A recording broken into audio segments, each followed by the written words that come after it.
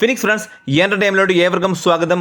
Mumbai Indians Chennai super കിങ്സും തമ്മിൽ നടന്ന ഇന്നത്തെ IPL മത്സരത്തിൽ നമ്മുടെ ചേട്ടൻ സഞ്ജു സാംസന് തകർപ്പൻ സെഞ്ചുറി.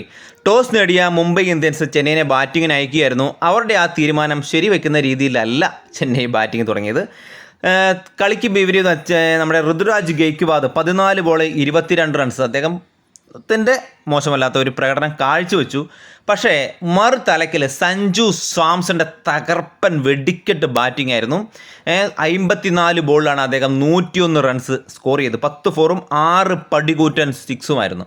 തുടക്കത്തിൽ ശരിക്കും പറഞ്ഞാൽ നമ്മുടെ ക്യാപ്റ്റൻ ഹാർദിക് പാണ്ഡ്യനെ കൊന്നു എന്ന് തന്നെ പറയാം. കാരണം അദ്ദേഹത്തിനെ ആയിരുന്നു തിരഞ്ഞു പിടിച്ച് തല്ലുന്ന പോലെ തന്നെയാണ് കണ്ടത്.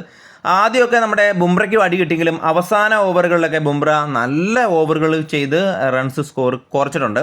അപ്പോൾ ചെന്നൈക്ക് വേണ്ടി സഞ്ജു സാംസൺ 54 ബോളിൽ 101 റൺസ് 10 ഫോറും 6 സിക്സും. ഋതുരാജ് ഗെയ്ക്വാദ് 14 ബോൾ 22, സർഫറാസ് ഖാൻ 8 ബോളിൽ 14, ശിവൻ ദുബെ 8 ബോളിൽ 5, ബ്രാവിസ് 11 ബോൾ 21, കാർത്തിക് ശർമ്മ 19 ബോൾ 18. അവസാനം വന്ന് നമ്മുടെ ഓവർടൺ 7 ബോളിൽ 15 റൺസ് അടിച്ചു.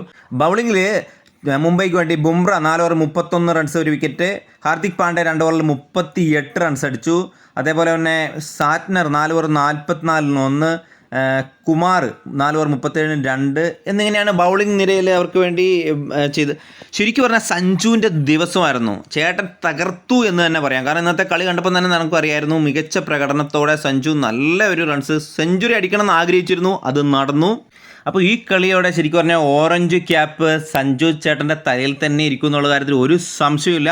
അപ്പോൾ 208 റൺസാണ് നമ്മുടെ മുംബൈ ഇന്ത്യൻസിന് 20 ഓവറിൽ ജയിക്കാൻ വേണ്ടത്, 120 ബോളിൽ ജയിക്കാൻ വേണ്ടത്. ചെന്നൈ ബൗളർമാർ നല്ല പ്രകടനം കാഴ്ചവെക്കട്ടെ. വീഡിയോ ഇഷ്ടപ്പെടുന്ന ലൈക്ക് ചെയ്യുക, ഷെയർ ചെയ്യുക, സബ്സ്ക്രൈബ് ചെയ്തൊന്ന് സപ്പോർട്ട് ചെയ്യുക. ബൈ.